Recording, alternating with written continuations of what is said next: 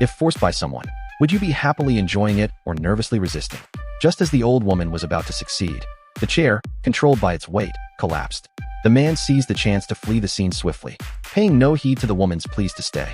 This man with scissors in hand turned out to be the pitiful child Mrs. Page had found in the old castle.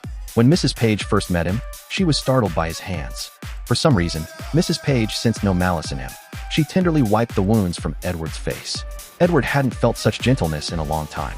I think you should just come home with me. Mrs. Page didn't want Edward to remain alone. Gazing at the vibrant world below the mountain, Edward couldn't help but curve his lips upward. He instinctively gestured with his hands, startling Mrs. Page. Edward was innocent and childlike, clumsy yet never so excited. Mrs. Page brought Edward home. Inside, Edward could scarcely believe his eyes. Everywhere he looked resembled a fairy tale dream. The house wasn't large, yet it radiated warmth, a world apart from the mountain castle.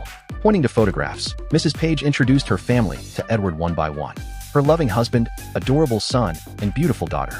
At a glance, Edward's gaze lingered on one photograph, unwilling to move away. He had never seen such a beautiful girl. It was Mrs. Page's daughter, Cheen. The family of four looked incredibly happy. Unfortunately, Cheen and her friends had gone camping and wouldn't be home for several days. Mrs. Page then warmly showed Edward around the house, even giving him a set of her husband's old clothes to change into. But Edward was drawn to Joan's mirror. He reached out to touch the reflection, accidentally cutting his own face again. He also poked a small hole in the soft, comfortable waterbed. He quickly grabbed a doll to cover it up. Without hands, everything was incredibly difficult for Edward.